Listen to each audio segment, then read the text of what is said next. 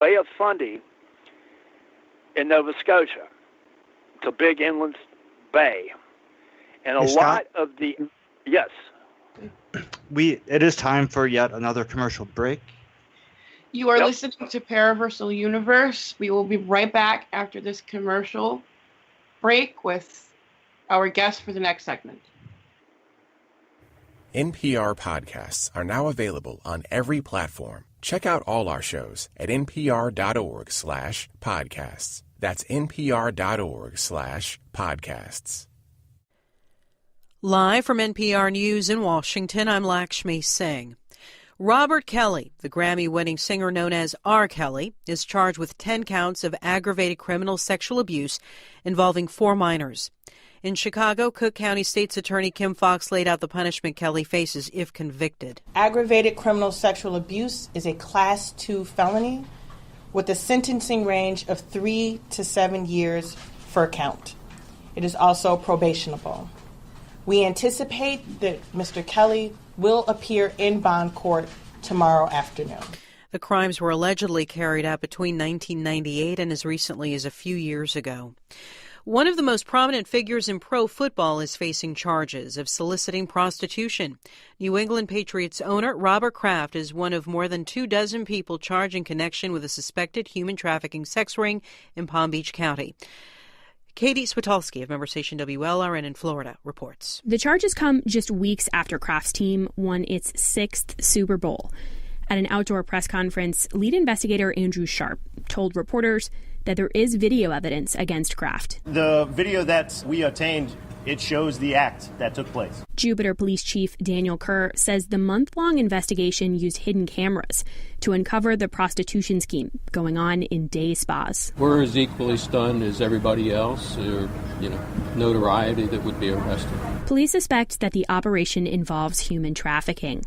Kerr says their primary focus now is on helping any victims of criminal exploitation. For NPR News, I'm Katie Switolski in Fort Lauderdale. A senior administration official tells NPR that approximately 400 troops will remain in Syria, doubling the number announced last night in a statement by White House Press Secretary Sarah Sanders. Roughly 200 American troops will remain in the Syrian town of Al-Tanf near the border with Iraq. Their mission is to counter Iran and support U.S. forces in Iraq. An additional 200 will remain in northern Syria.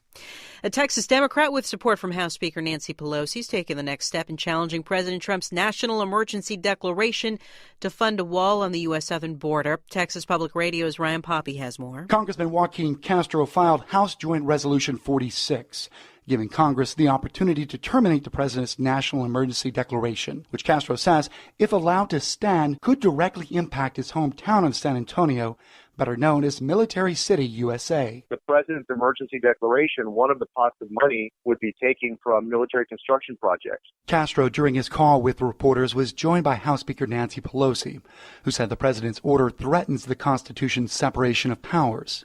She hopes to bring the joint resolution up for a vote before the full House on Tuesday. For NPR News, I'm Ryan Poppy in Austin. This is NPR News. President Trump has taken questions from reporters during his Oval Office meeting with Chinese Vice Premier Liu He a short time ago. And Treasury Secretary Mnuchin, who was also in the meeting, said the Chinese delegation had extended its trip here in Washington because the talks are going well. The parties plan to keep meeting throughout the weekend to continue talking about trade, and President Trump said the Chinese would be departing D.C. Sunday night or Monday. They said the two sides had reached what Trump termed a final agreement to stabilize currency. The sexual misconduct of former Cardinal Theodore McCarrick, who was defrocked last week, became an issue of discussion at the Vatican Summit on Clerical Sex Abuse today. NPR's Sylvia Poggioli reports the downfall of the American prelate is serving as an example of the Catholic Church's failure to hold clerics accountable. On day 2 of the summit, focusing on accountability, speakers suggested bishops should start policing each other's behavior. Cardinal Oswald Gracias of Mumbai said systematic failures in holding clerics of all ranks responsible are due to flaws in ways we interact and communicate with each other. At a press briefing, American Cardinal Blaise Supich of Chicago was asked about McCarrick. The situation of Theodore McCarrick is a very, very sad moment in history. It's a shameful moment. McCarrick's misconduct was an open secret in U.S. and Vatican circles. Cardinal Sean O'Malley of Boston said he hopes discussions at the Sex Abuse Summit will prevent another such cover-up. Sylvia Poljoli, NPR News, Rome. I'm Lakshmi Singh, NPR News. Welcome back to WBHM Digital Broadcasting out of Birmingham, Alabama. The time is 5 minutes after the hour. Hello, everyone. Welcome back. This is Paraversal Universe on WBHM Digital Broadcasting out of Birmingham, Alabama. Also heard on the Rift Radio Network out of Lakeside, Virginia, WCET-FM and affiliates out of Columbia, South Carolina, and on the APP Radio Network out of Toronto, Canada. We're your hosts, Kevin and Jennifer Malik, coming to you from the still frozen tundra of northern Wisconsin, here at the Northwoods Paranormal Resource Center in Rylander. You can always enjoy excellent Fringe Talk Radio for awesome and informative radio shows about the paranormal, supernatural, esoteric, and Fortean topics on our network and affiliate platform websites. Not only our show, but many other good shows about different facets of the unknown and unexplained. Much to listen to and much to enjoy. Stream live on TuneIn's iTunes or the Paranormal Livestream app, available from Android app and iTunes Store. This segment is brought to you by the Supernatural Magazine, where our articles can be read. All right, back to the show. This is Paraversal Universe. We are talking to cryptozoologist Scott Mardis from the Zombie Plesiosaur Society. And we are going to let Scott pick up right where he left off. Scott? Okay. As I was trying to explain, the closest modern analogy we have to understanding what the Champlain Sea was like and the environment and the animals that were living in it is this place called the Bay of Fundy up in Nova Scotia. And you find all the same animals that you find in Champlain Sea fossil deposits up in the Bay of Fundy. But the interesting thing is that some of the animals that lived in the Bay of Fundy that should have lived in the Champlain Sea, we have not found fossils of yet. That doesn't mean that they aren't there. It just means we haven't found them yet. Right. And the animals that I'm particularly talking about are the gray seal, the leatherback turtle, and the Greenland shark. Yeah. So those should have been living in the Champlain Sea, at least part-time. The leatherback turtle is migratory, but in the summers it goes up into very cold waters up past Newfoundland and Nova Scotia to feed on these giant jellyfish that it eats.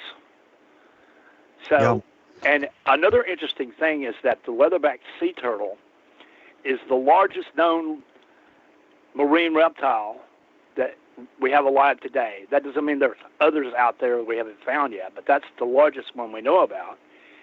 And it's also partially warm-blooded,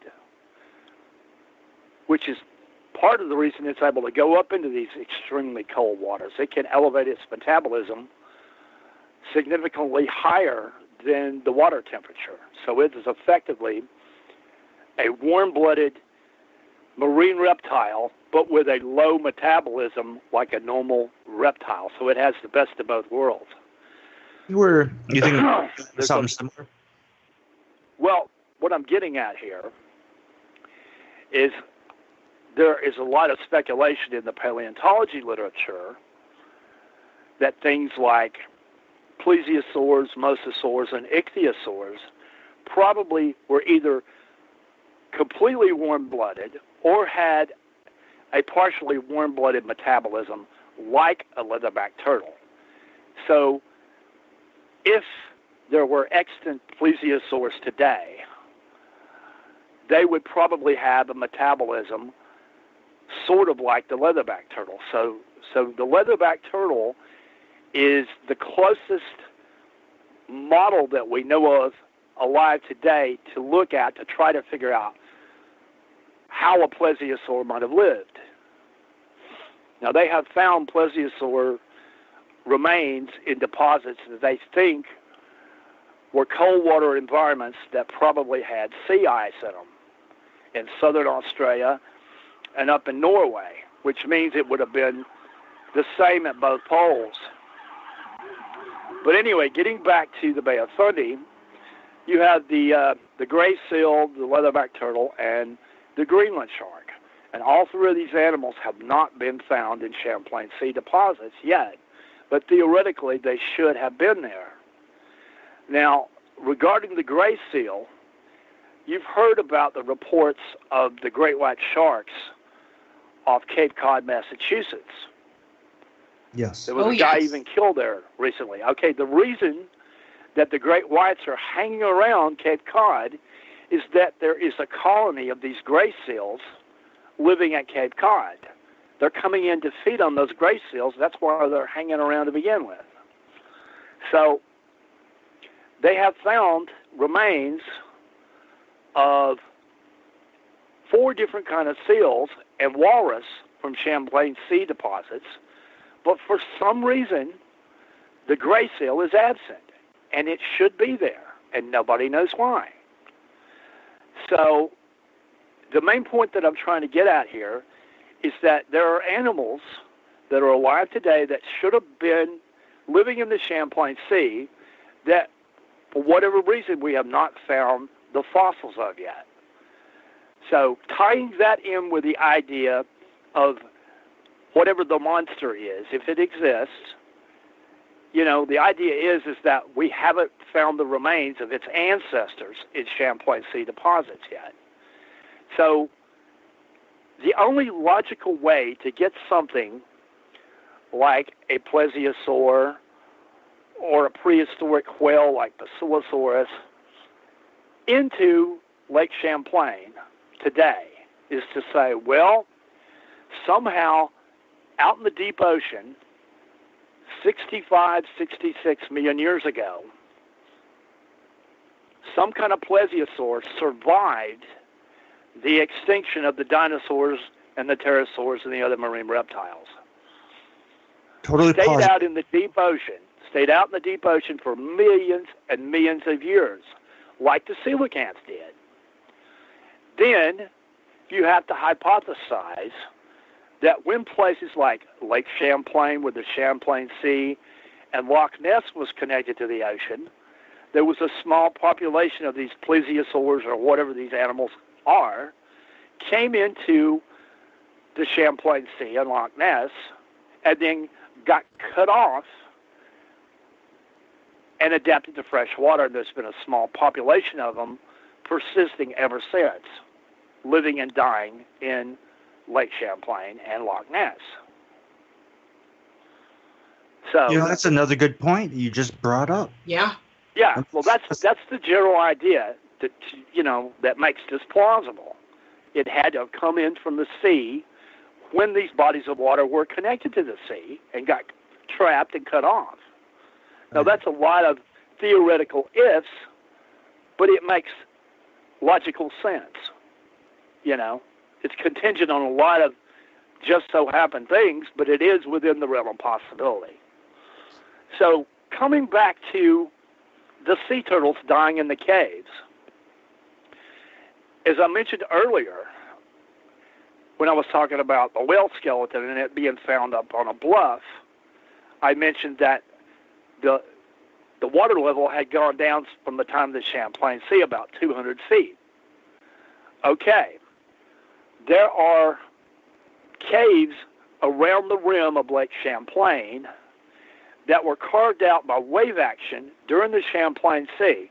When the water level went down, these caves were no longer underwater. And I've been trying to investigate those, looking for bones of maybe something from the Champlain Sea. I've found 3 of them so far. And it's possible there could still be ones underwater in the lake now that we don't know about. And what makes the hunt for these possible caves realistically feasible is that those type of caves only form in sedimentary rock, where you find